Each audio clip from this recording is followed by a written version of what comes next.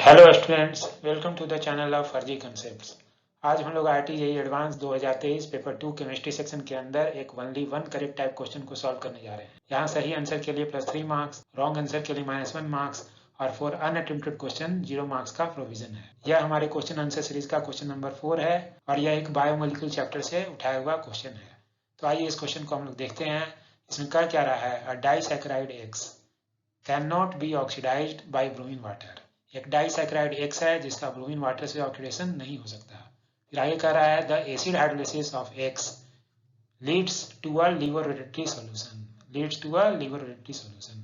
तो वो जो डाइसैकेराइड है, अगर आप उसका एसिड हाइड्रोलिसिस करेंगे तो क्या बनेगा, एक लिवोरेटरी सॉल्यूशन बनेगा। लिवोरेटरी सॉल्यूशन मतलब वो ये ऑप्टिकली एक्टिव कंपाउंड है और प्लेन पोलर लाइट को ये एंटी क्लॉकवाइज डायरेक्शन में रोटेट करेगा। ठीक है, तो हमें डाइसैकेराइड X को आइडेंटिफाई करना है। तो आइए इस क्वेश्चन को हम लोग देखते हैं। यह क्वेश्चन आपका ये डायरेक्ट एनसीईआरटी बायोमोलिक्यूल चैप्टर से उठाया हुआ क्वेश्चन है। ठीक है, तो अगर आप एनसीईआरटी बायोमोलिक्यूल चैप्टर को देखेंगे तो उसमें एक सुक्रोज नाम का डाइसैकेराइड है, जिसमें सुक्रोज का जब आप हाइड्रोलिसिस करते हैं तो D+ ग्लूकोज और D- फ्रुक्टोज बनता है। ठीक है, तो ये प्लस साइन का मतलब है कि ये डेस्टिरोटेड है ग्लूकोज, और ये माइनस साइन का मतलब है कि फ्रुक्टोज जो बना है वो लिवोरेटरी है।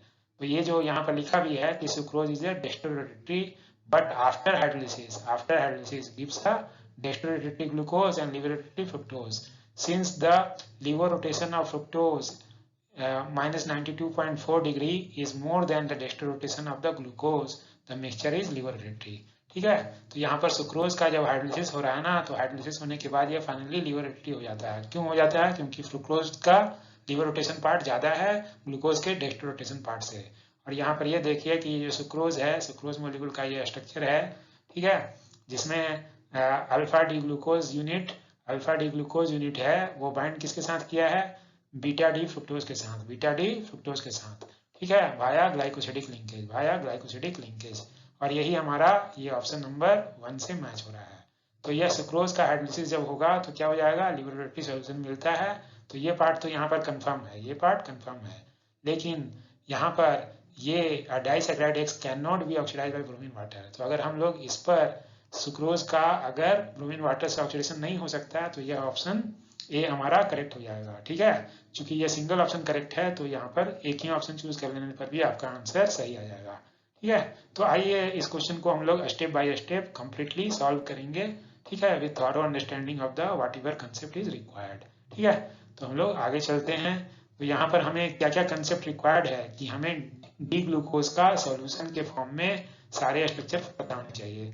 तो डी ग्लूकोज सॉल्यूशन में किस फॉर्म में एग्जिस्ट करता है, कि यह डी ग्लूकोज का ओपन फॉर्म होता है।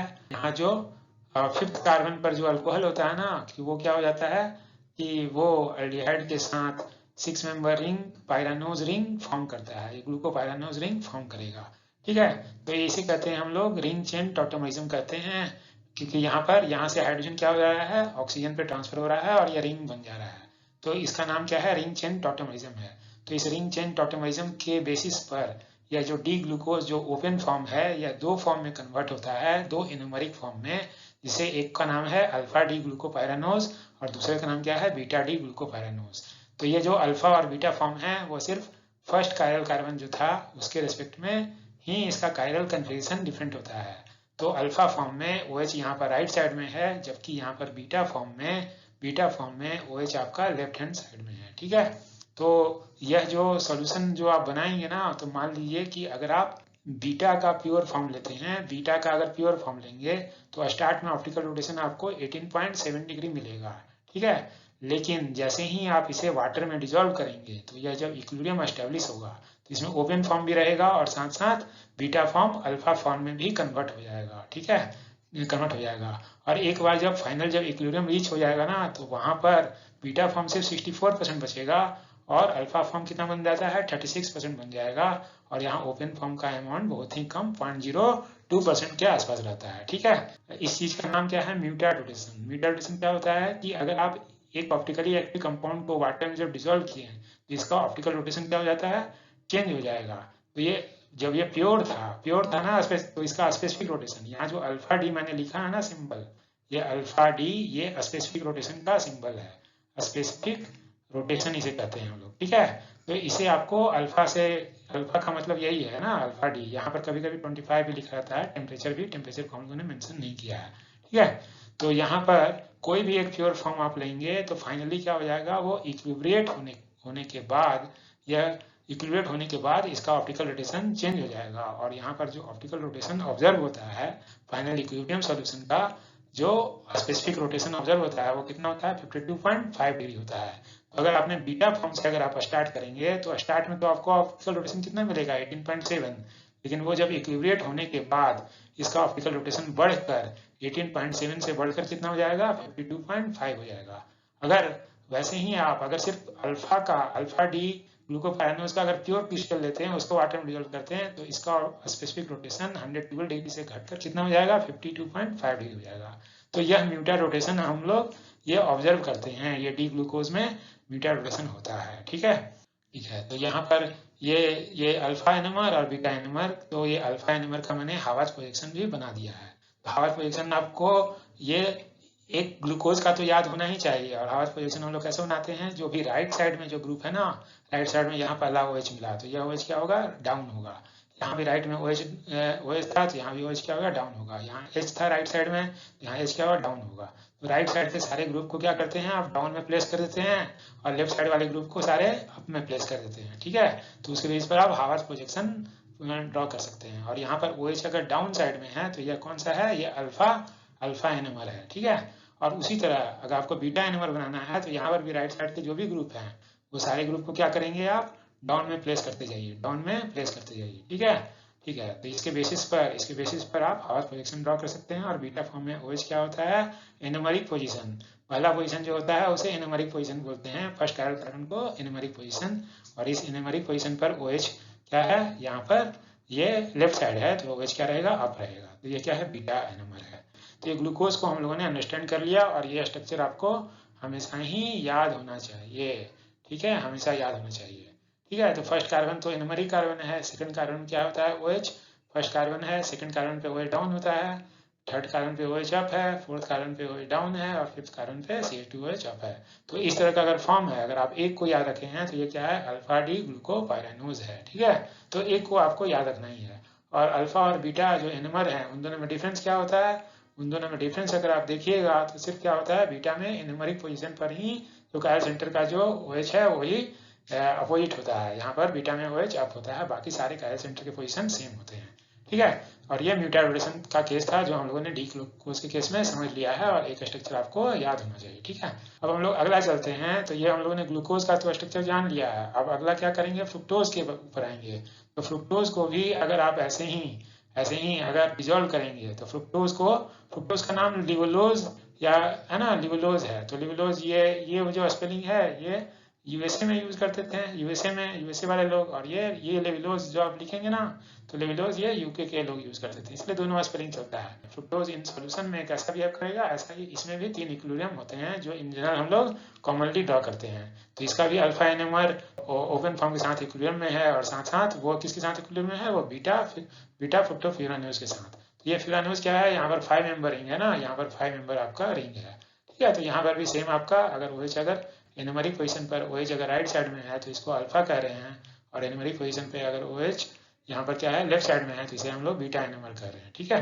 तो ये इस तरह का इक्विलिब्रियम यहाँ पर भी एस्टेब्लिश रहता है, ठीक है। पहले हम लोग इसका हावर्स प्रोजेक्शन भी वैसे ही अल्फा राइट डाउन, जो भी राइट वाले को फिर से डाउन में वैसे ही लिखकर हम लोग इसका हावर्स प्रोजेक्शन भी बना सकते हैं। तो अल्फा का ये हावर्स प्रोजेक्शन था, उसी तरह बीटा वाले का हावर्स प्रोजेक्शन। तो इसमें हम लोगों ने सारे रिंग क्या बनाए हैं, फ्यूरानोज रिंग बनाए हैं। लेकिन एक्चुअल में क्या होता है, फ्रुक्टोज में आपका पायरानोज रिंग भी होता है, ठीक है। तो यहाँ पर बीटा पायरानोज, तो ये पायरानोज यहाँ पर कैसे बनेगा, अगर ये वाला ऑक्सीजन अगर इस कार्बोनिल पे अटैक करता ना, ये इस कीटोन ग्रुप पे अटैक करता, तो इसके कारण जो हेमिकेटल बनेगा तो वो क्या बन जाएगा, वो 6 मेंबर रिंग बन जाएगा, ठीक है। यहाँ पर 6 मेंबर रिंग बन जाएगा। अगर ये वाला इस पोजीशन से अटैक किया था तो यहाँ पर 5 मेंबर बना था, ये वाला 5 मेंबर रिंग बनाएगा, और ये वाला 6 मेंबर रिंग। तो यहाँ पर पायरानोज रिंग भी एग्जिस्ट करता है जो इक्विलिब्रियम में होता है, लेकिन इन जनरल हम लोग एनसीईआरटी में ये पार्ट नहीं दिया हुआ है, एनसीईआरटी में ये पार्ट नहीं दिया हुआ है, ठीक है। लेकिन यहाँ पायरानोज फॉर्म ही भी एग्जिस्ट करता है, 6 मेंबर रिंग, ठीक है। और 6 मेंबर रिंग वाला फॉर्म ही क्या होता है, मेजर होता है। ऐसा कहते हैं कि सिर्फ 20% पार्ट ही फ्यूरानोज रिंग में एग्जिस्ट करता है फ्रुक्टोज का, लेकिन बाकी 80% पायरानोज रिंग फॉर्मेट में रहता है। ठीक है, अब इसमें भी जो मेटा रोटेशन है, तो इसमें भी कोई भी अगर आप प्योर फॉर्म में लेकर डालिए अगर वाटर में, तो सारे क्या होगा, इसमें 5 इक्विलिब्रियम है, इसमें 5 कंपाउंड इक्विलिब्रियम में आपको रहते हैं। ठीक है, तो 2 पायरानोज के फॉर्म और 2 फ्यूरानोज के फॉर्म रहेंगे और एक ओपन फॉर्म भी रहता है। ठीक है, तो यहाँ पर टोटल 5 स्ट्रक्चर्स अवेलेबल होते हैं। ठीक है, तो इसके बेसिस पर इसका स्पेसिफिक रोटेशन जो सॉल्यूशन में आफ्टर इक्विलिब्रियम रीच हो जाने के बाद इसका जो स्पेसिफिक रोटेशन होता है वो कितना होता है, -92.4 डिग्री होता है। ठीक है, और ये निगेटिव साइन होने के कारण ही इसको ये लीवर रोटेटरी होता है, और इसका नाम क्या पड़ा, फ्रुक्टोज का नाम लिवोलोज पड़ा। ठीक है, लिवोलोज, तो फ्रुक्टोज को लिवोलोज क्यों कहते हैं, क्योंकि यह लीवर रोटेटरी होता है, इसका जो फ्रुक्टोज का सोल्यूशन होता है वो लीवर रोटेटरी होता है। ठीक है, तो यह म्यूटेड रिलेशन था इन ग्लूकोज एंड फ्रुक्टोज, और आपको कम से कम एक स्ट्रक्चर तो आपको याद होना चाहिए। ठीक है, याद होना चाहिए। यहाँ पर क्या होते हैं, ये अल्फा है तो ये एनोमेरिक पोजीशन है, ये आपका एनोमेरिक पोजीशन है, तो यहाँ पर OH डाउन है तो ये अल्फा है, और यह थर्ड कार्बन 1 2 थर्ड कार्बन का OH क्या होता है, अप होता है, फिर बाकी सारे ये OH डाउन है, फिर उसके बाद फोर्थ कार्बन हो गया, फिफ्थ कार्बन का CH2OH है। ठीक है, तो एक स्ट्रक्चर आपको कम से कम ये याद होना चाहिए। ठीक है, क्योंकि इसको अप्लाई करके ही हम लोग देखेंगे कि सारे स्ट्रक्चर को अब हम लोग सॉल्व कर सकते हैं अप्लाई करने के बाद। तो यहाँ पर फर्स्ट पार्ट जो है हमारा कि हमें ऐसा डाइसैकेराइड ढूंढना है जो कि can not be oxidize by bromine water. तो यहाँ ब्रोमीन वाटर का ऑक्सीडेशन पार्ट को हमें स्टडी करना पड़ेगा। ठीक है, तो ब्रोमीन वाटर ये कैसे ऑक्सीडेशन करता है, तो ब्रोमीन वाटर ऑक्सीडेशन को अगर हम लोग देखें, ब्रोमीन जब वाटर में डिजोल्व होता है तो इसका ब्रोमीन का क्या हो जाता है, डिसप्रोपोर्शनेशन हो जाता है। तो ये ब्रोमीन क्या है कि ब्रोमीन 0 ऑक्सीजन स्टेट से कहाँ जाता है, -1 ऑक्सीजन स्टेट के में जाकर HBr हाइड्रोब्रोमिक एसिड बनाएगा, और ये हाइपोब्रोमस एसिड बनाएगा। ठीक है, जहाँ पर ब्रोमीन का ऑक्सीजन स्टेट +1 रहता है, तो ब्रोमीन का क्या है यहाँ पर डिसप्रोपोर्शनेशन हो गया। तो डिसप्रोपोर्शनेशन होने के बाद क्या हो गया, ये सोल्यूशन क्या बना, एसिडिक सोल्यूशन हो जाएगा, क्योंकि हाइड्रोब्रोमिक एसिड तो स्ट्रॉन्ग एसिड है और हाइपोब्रोमस एसिड थोड़ा वीक एसिड है, लेकिन ये भी फाइनल सोल्यूशन को एसिडिक कर देगा। लेकिन यह सोल्यूशन बहुत ज्यादा एसिडिक नहीं हो पाता। क्यों नहीं हो पाता, क्योंकि miscibility of bromine in water is very insignificant, क्योंकि ब्रोमीन जो है वाटर में बहुत ही कम पार्ट इनसोल्यूबल है। जब ये वाटर में सोल्यूबल होगा तभी ये इक्विलिब्रियम का पार्ट बनेगा, अदरवाइज सोल्यूबल अगर नहीं है तो ये इक्विलिब्रियम का पार्ट नहीं बनेगा। इसलिए बहुत कम सोल्यूबल होने के कारण ये बहुत कम ही ये इक्विलिब्रियम में पार्टिसिपेट करता है इक्विलिब्रियम रिएक्शन में, और इससे बहुत कम एसिड जनरेट होगा, जिसके कारण ये बहुत ही माइल्ड एसिडिक रह जाता है। यहाँ पर pH क्या रह जाता है, 6 हो जाता है, जो कि बहुत ही माइल्ड एसिडिक है। हम लोग जानते हैं कि pH 7 क्या होता है, न्यूट्रल होता है, लेकिन pH 6 क्या है, माइल्डली एसिडिक है। ठीक है, तो इस माइल्ड एसिडिक कंडीशन में आपका कोई भी आइसोमराइजेशन रिएक्शन नहीं होगा। आइसोमराइजेशन का मतलब है कि जैसे कीटो इनोल टॉटोमरिज्म, मतलब कीटो फॉर्म से इनोल फॉर्म का बनना, जैसे आपको कीटोज अल्फा हाइड्रोक्सी कीटोज वो आइसोमराइज होके अल्डोज में कन्वर्ट हो सकता है। ठीक है, तो वो उस तरह का आइसोमराइजेशन रिएक्शन जिसे हम लोग इपीमराइजेशन भी कहते हैं वो नहीं होगा, और फ्रेगमेंटेशन रिएक्शन भी नहीं होगा। फ्रेगमेंटेशन क्या होता है कि मान लीजिए कि यहाँ पर कहीं पर आपको एसिटल रहे और केटल रहे, तो अगर बहुत ज्यादा एसिडिक कंडीशन होगा ना तो वो पार्ट भी आपका स्ट्रॉन्ग एसिडिक कंडीशन में ब्रेक हो जाता है। लेकिन ये कंडीशन क्या है, माइल्डली एसिडिक है, यहाँ पर pH क्या है, 6 ही है। तो इस माइल्ड एसिडिक कंडीशन में क्या होगा, कोई ना तो आइसोमराइजेशन रिएक्शन होगा और ना ही फ्रैगमेंटेशन रिएक्शन होगा, यह हमें ध्यान रखना है। ठीक है, और इसमें क्या होगा, यह सिर्फ सिलेक्टिव ऑक्सीडेशन का काम करता है। अच्छा, यहाँ पर जो हाइपोब्रोमस एसिड बना था ना, यही आपका मेन ऑक्सीडाइजिंग एजेंट है। ठीक है, मेन ऑक्सीडाइजिंग है, तो ये सिलेक्टिवली ऑक्सीडाइज करता है। किसे किसे ऑक्सीडाइज करेगा, अल्डिहाइड को ऑक्सीडाइज करता है और हेमी एसिटल ग्रुप को ऑक्सीडाइज करता है।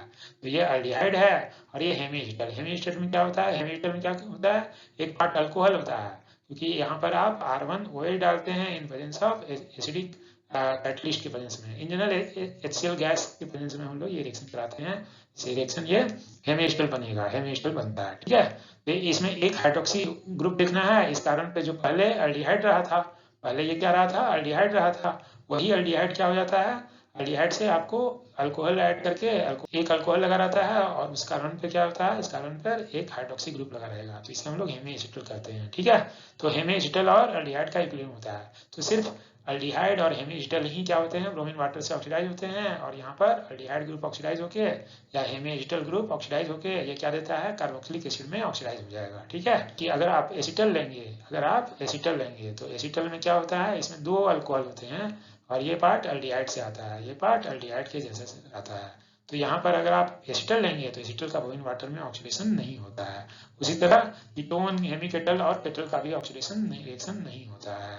ये नेट जो हमारा है, नेट एल्डिहाइड और हेमीएस्टर का ही ऑक्सीडेशन होगा ब्रोमीन वाटर से। ठीक है, तो अब हमें क्या करना है ना कि ये जो हमें जो भी डाइसैकेराइड दिया हुआ है उसमें हमें एल्डिहाइड और हेमीएस्टर ढूंढना है। तो यहाँ पर हमें हेमीएस्टर ढूंढना है। तो यहाँ पर मैंने क्या किया है ना कि एसिटल जो मार्ड कार्बन है वो क्या है, जैसे फर्स्ट कार्बन को मैं एक्सप्लेन कर दूं कि ये जो कार्बन है यहाँ पर हाइड्रोजन है और ये दो अल्कोहल वाले के पार्ट से है ना, ये दो अल्कोहल से जुड़ा है, दो अल्कोहल से ये डायरेक्ट है ना। यहाँ पर ये CH2 मत समझिएगा, यहाँ कोई कार्बन नहीं है, ये डायरेक्ट है। तो ये दो अल्कोहल के पार्ट हैं और ये वाला पार्ट क्या है, कार्बन है। ये कार्बन है तो ये जो सेंटर है, ये जो सेंटर है, इस सेंटर पे क्या है, एक हाइड्रोजन है और दो अल्कोहल के पार्ट हैं। तो ये पार्ट क्या बन गया, एसिटल बन गया। और यहाँ पर क्या है, ये जो कार्बन है ये दो कार्बन से जुड़ा हुआ है और साथ में यहाँ पर दो अल्कोहल के पार्ट हैं, तो इसके बेस पर क्या है, दूसरा वाला जो कार्बन जो मैंने ब्लू कलर में दिखाया है वह क्या है, केटल है। तो इसी तरह से सारे हम लोग मार्किंग कर लेंगे। ठीक है, तो यहाँ पर क्या है, एक केटल फॉर्म है और यहाँ पर एक हेमी कैसे है, एक तो हाइड्रोक्सी होना चाहिए और साथ में एक पार्ट अल्कोहल से आएगा और ये एल्डिहाइड का पार्ट है, इसलिए ये एसिटल बना है, ये हेमी एसिटल है। ठीक है, तो इसी तरह अगर हम लोग सारे अगर आइडेंटिफाई कर लेना तो यहाँ पर एसिटल और हेमी एसिटल है, यहाँ पर दोनों ही क्या है, एसिटल है। अब हम लोग क्या करेंगे, इसका ब्रोमीन वाटर से रिएक्शन कराएंगे। तो हमें पता है कि एसिटल और केटल ब्रोमीन वाटर से इसका कोई रिएक्शन नहीं होगा, तो इसका ऑक्सीडेशन नहीं होगा। ठीक है, फिर अगला हम लोग बी का, जब हम लोग बी का करेंगे तो हम लोग जानते हैं कि जो हेमी एसिटल होता है वो क्या होता है, एल्डिहाइड के साथ इक्विलिब्रियम में होता है।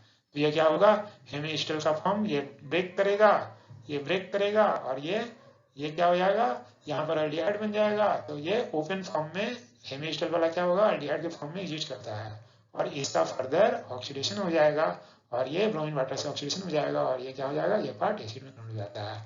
इसी तरह अगला अगर हम लोग देखें तो सी में भी हेमी एसिटल पार्ट है। तो हेमी एसिटल पार्ट क्या रहेगा, फिर से इक्विलिब्रियम में एल्डिहाइड के साथ रहेगा इक्विलिब्रियम में और इसका फिर से ब्रोमीन वाटर के साथ ऑक्सीडेशन हो जाएगा। तो बी और सी दोनों का ऑक्सीडेशन हो गया। ठीक है, और यहाँ पर तो क्या है, ये डी ऑप्शन में तो क्या है, दोनों ही पार्ट एसिटल है, तो इसका भी ब्रोमीन वाटर से कोई ऑक्सीडेशन नहीं होगा। तो इसके बेसिस पर हम लोगों ने देख लिया कि हमें ऐसा डाइसैकेराइड ढूंढना है जो कि can not be oxidize by bromine water. तो ब्रोमीन वाटर से ऑक्सीडेशन नहीं हो सकता, इसलिए बी और सी का तो ऑक्सीडेशन हो गया, इसलिए बी और सी तो हमारा ऑप्शन नहीं हो सकता, क्योंकि हमें ऐसा डाइसैकेराइड ढूंढना था जिसका ब्रोमीन वाटर से ऑक्सीडेशन नहीं हो सकता। तो हमें यह कंफर्म हो गया कि आइदर ऑप्शन ए होगा या फिर डी होगा। तो अब यहाँ पर ऑप्शन नंबर बी और सी को रिजेक्ट करने के बाद हम लोग ऑप्शन नंबर ए और डी पर एसिड हाइड्रोलिसिस का पार्ट अप्लाई करके देखेंगे। ठीक है, तो जब यहाँ पर एसिड का, जब आप एसिटल का हाइड्रोलिसिस करेंगे तो ये क्या होगा, ये पार्ट अलग हाइड्रोलाइज हो जाएगा और साथ साथ केटल वाला पार्ट भी हाइड्रोलाइज हो जाएगा। ठीक है, तो इस पार्ट को अगर आप देखें तो यह क्या है, ये पार्ट क्या देगा आपको, अल्फा डी ग्लूकोपायरानोज देगा और ये पार्ट कुछ फ्रुक्टोज का रिंग बनेगा। लेकिन यहाँ पर क्या है, एनमरी कार्बन आपका लेफ्ट हैंड साइड में है, जबकि एनमरी कार्बन राइट हैंड साइड में होना चाहिए, जिससे हम लोग आइडेंटिफाई कर पाए ये फ्रुक्टोज का कौन सा फॉर्म है। ठीक है, तो आइए हम लोग इसका हाइड्रोलिसिस का पार्ट वो अप्लाई करते हैं। तो हाइड्रोलिसिस जब इसका करेंगे तो फर्स्ट पार्ट का जो हाइड्रोलिसिस होगा तो उसे क्या मिलेगा, अल्फा डी ग्लूकोपायरानोज मिलेगा और इस पार्ट में क्या है, ये फ्रुक्टोज का कौन सा यूनिट है, यहाँ तो एनमरी कार्बन यहाँ पर है, हमें इस एनमरी कार्बन को कहाँ ले जाना है, इस राइट हैंड साइड में ले जाना है। तो इसे क्या करना होगा, इस मॉलिक्यूल को हमें इन द प्लेन हमें रोटेट करना पड़ेगा। ठीक है, इन द प्लेन रोटेट करना होगा। तो इन द प्लेन हम लोग क्या करेंगे कि इस एक्सिस से पास करते हुए और इन द प्लेन है ना 180 degree in the plane clockwise rotation करेंगे। तो ये जो फ्यूरानोज का जो रिंग है ना, फ्यूरानोज का रिंग है, तो इस रिंग के प्लेन के अबाउट हम लोग क्या करेंगे, इसे 180 डिग्री से रोटेट करेंगे, जिससे ये एनमरी कार्बन कहाँ पर आ जाएगा, यहाँ पर आ जाएगा और जो भी यहाँ पर जो टॉप में जो ग्रुप थे वो क्या आ जाएंगे, डाउन में आ जाएंगे।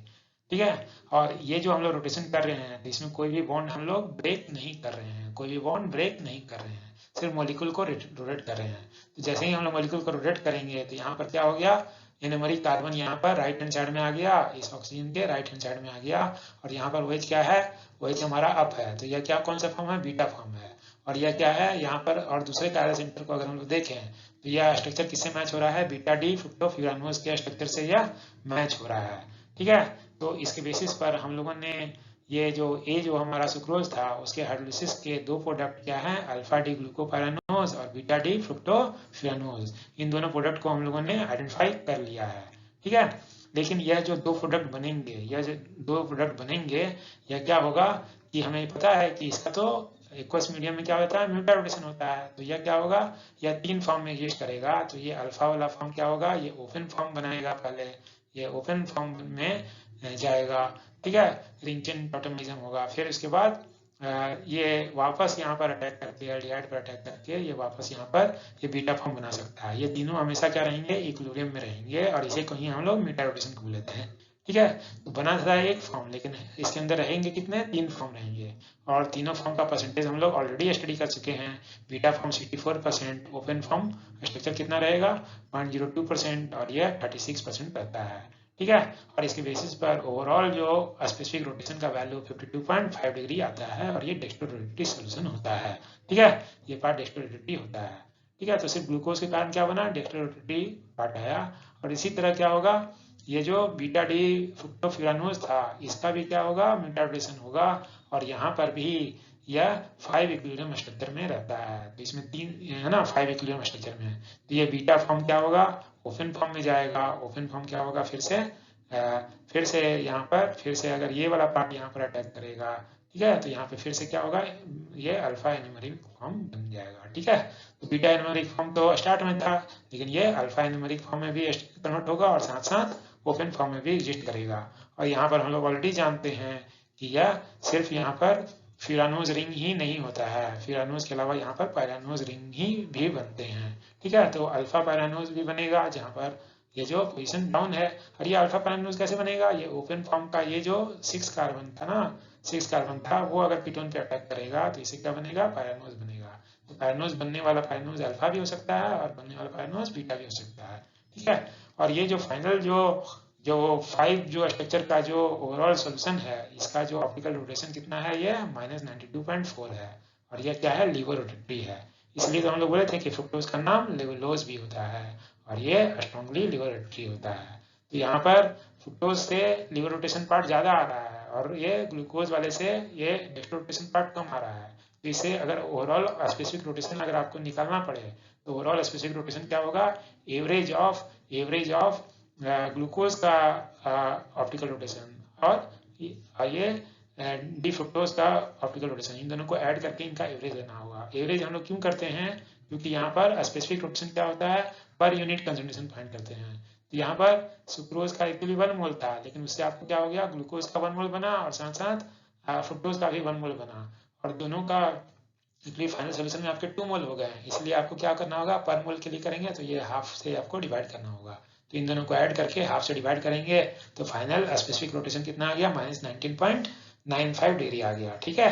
ठीक है, तो ये कंसेप्ट भी बहुत ही इंपॉर्टेंट है, क्योंकि अगर आप जेईई एडवांस 2016 का क्वेश्चन देखेंगे, जेईई एडवांस 2016 का क्वेश्चन देखेंगे, तो वहां पर 2 यूनिट ग्लूकोज का पार्ट और फ्रुक्टोज का पार्ट दोनों का स्पेसिफिक रोटेशन दिया हुआ था। आपको ओवरऑल सॉल्यूशन का स्पेसिफिक रोटेशन फाइंड करना था, तो ये हमने एवरेज करके निकालने आना चाहिए, ठीक है, जो कि जेईई एडवांस 2016 के भी क्वेश्चन को सॉल्व करने में आपको मदद करेगा। तो हम लोगों ने ये आइडेंटिफाई कर लिया कि फाइनल सोल्यूशन कैसा हो जाएगा, ये लीवर रोटेटरी हो जाएगा। तो इसके बेस पर हमारा ऑप्शन नंबर ए क्या हो गया, सही हो गया। तो यह डाइसैकेराइड क्या है, इसका ब्रोमीन वाटर से ऑक्सीडेशन भी नहीं हो रहा है, साथ साथ इसका हाइड्रोलिसिस करने पर यह फाइनल सोल्यूशन क्या हो गया, ये लीवर रोटेटरी हो गया, ठीक है। आंसर को तो सिंगल ऑप्शन था, तो ये एक बार आइडेंटिफाई कर लिया, लेकिन हम लोग जो लास्ट ऑप्शन है ये हाइड्रोलिसिस कर एक बार उसे चेक करना चाहेंगे। तो अगर आप इसका हाइड्रोलिसिस करेंगे, ये पार्ट अलग हाइड्रोलाइज हो जाएगा, ये पार्ट अलग हाइड्रोलाइज होगा, और इसके बेस पर ये 2 यूनिट बनेंगे, ठीक है। यहाँ पर दोनों साइड एसिटल था, एसिटल का हाइड्रोलिसिस हो जाएगा, ठीक है। और यहाँ पर इसको अगर इस यूनिट को अगर हम लोग आइडेंटिफाई करें, तो ये तो हमारा क्या है, अल्फा डी ग्लूकोपायरानोज का स्ट्रक्चर है, अल्फा डी प्लस ग्लूकोपायरानोज का स्ट्रक्चर है। और यह क्या है, इसका हम लोग देखें कि ये स्ट्रक्चर जो है, इसमें जो एनोमेरिक यूनिट है, एनोमेरिक कार्बन ये है, लेकिन हम लोग एनोमेरिक कार्बन को कहाँ रखते हैं, एनोमेरिक कार्बन को पहले यहाँ पर लाना होगा, लेकिन वो लाने का काम करने की हमें जरूरत नहीं है। इसका नेम आइडेंटिफाई करने के लिए हम लोग देखेंगे कि ये एक दूसरे का क्या है, मिरर इमेज है। ये अल्फा डी ग्लूकोपायरानोज का ये एग्जैक्ट मिरर इमेज है, ठीक है, मिरर इमेज है। तो मिरर इमेज होने के कारण ये जो इसका नाम क्या हो जाएगा, अल्फा, मतलब जो अगर OH अप रहेगा तो इसका मिरर इमेज लेंगे तो क्या होगा, OH डाउन हो जाएगा जब एनोमरिक कार्बन को आप यहाँ पर लाएंगे, है ना, यहाँ पर लाएंगे इस तरह से, तो OH डाउन हो जाएगा और यहाँ पर इसका नाम क्या हो जाएगा, अल्फा डी प्लस ग्लूकोपायरानोज का जो मिरर इमेज क्या होगा, बीटा एल प्लस वाला जो होगा, अगर ये लाइट को क्लॉकवाइज रोटेट कर रहा था तो अब ये क्या करेगा, लाइट को एंटी क्लॉकवाइज रोटेट करेगा, ठीक है, और ये नेम ग्लूकोपायरानोज ही रहेगा। तो ये दोनों क्या है, इनेंशियोमर्स हैं, ये दोनों इनेंशियोमर्स है। अच्छा, ये जो फॉर्म जो आपका फॉर्म तो हो गया है, लेकिन यह क्या है, ये आपका एक प्योर फॉर्म है ना, प्योर फॉर्म है, लेकिन हमें पता है कि हाइड्रोलिसिस के बाद ये एक्वस मीडियम में रहता है। तो एक्वस मीडियम में यह क्या रहेगा, यह एक्वस मीडियम में इसमें म्यूटेशन होगा और यह तीन फॉर्म में एग्जिस्ट करेगा, तीन फॉर्म में एग्जिस्ट करेगा, और ये ऑलरेडी हम लोग देख चुके हैं, ऑलरेडी हम लोग देख चुके हैं। और इस तरह ये जो बीटा एल ग्लूकोपायरानोज भी है ना, तो इसका भी ये इसमें भी म्यूटेशन होगा और ये भी ओपन फॉर्म में एग्जिस्ट करेगा। और यहाँ पर अगर आप गौर से देखें तो ये वाला फॉर्म इसका मिरर इमेज है, यह ओपन फॉर्म इसका मिरर इमेज है, और यह जो बीटा फॉर्म है, ये इस साइड का बीटा, इस साइड का अल्फा का भी मिरर इमेज है। तो ये तीनों पार्ट एक दूसरे के हमेशा ही मिरर इमेज हैं। तो ऑलवेज क्या है ना, ये इनएंसिमरिक पेयर के फॉर्म में है, तो हमेशा क्या होगा, ये जो सेट का जो ऑप्टिकल रोटेशन आएगा और इसका जो ऑप्टिकल रोटेशन आएगा, दोनों का ऑप्टिकल रोटेशन क्या होगा, इक्वल होगा मैग्नीट्यूड में बट अपोजिट इन साइन। तो ये हम लोग जानते हैं कि अल्फा डी ग्लूकोपायरानोज का जो सॉल्यूशन होगा उसमें मीटर रोटेशन के बाद ये प्लस 52.5 डिग्री ऑप्टिकल रोटेशन आता है, और इसमें जब इसका मिरर इमेज होगा तो इसका क्या होगा, इनेंसिमर में माइनस 52.5 डिग्री होगा। तो यह नेट सॉल्यूशन कैसा हो गया, नेट सॉल्यूशन एक रेसमिक मिक्सचर बना, रेसमिक मिक्सचर बना, और इसमें नेट ऑप्टिकल रोटेशन 0 डिग्री हो गया, है ना। तो ये फाइनल सॉल्यूशन क्या हो गया आपका, हाइड्रोलिसिस के बाद ये लीवर रोटेटरी नहीं हुआ, यहाँ पर फाइनल सॉल्यूशन क्या हो गया, ये ऑप्टिकली इनएक्टिव हो गया, है ना। तो रेसिन मिक्सचर बनने के कारण ये फाइनल सॉल्यूशन ऑप्टिकली इनएक्टिव हो गया। तो यह हमारे एसिड हाइड्रोलिसिस के बाद यह डाइसैकेराइड लीवर रोटेटरी सॉल्यूशन नहीं दे रहा है, इसलिए यह ऑप्शन नंबर डी हमारा क्या हो गया, गलत हो गया, डी क्या हो गया, गलत हो गया। ठीक है, तो हम लोगों ने फाइनल आंसर को आइडेंटिफाई कर लिया है, और डायरेक्ट एनसीईआरटी से भी अगर आपको याद होता है तो आप एक कर सकते थे, ठीक है, एक कर सकते थे, और जस्ट आपको ब्रोमीन वाटर के ऑक्सीडेशन का पार्ट पता होना चाहिए, ठीक है। ठीक है, तो चलिए हम लोग फाइनल आंसर को मार्क कर लें। तो यहाँ पर हमारा ऑप्शन नंबर ए सही हो गया, ऑप्शन नंबर ए सही है, और यह जो आंसर है यह जेईई एडवांस 2023 के ऑफिशियल आंसर की से मैच करता है। तो थैंक्स फॉर वॉचिंग।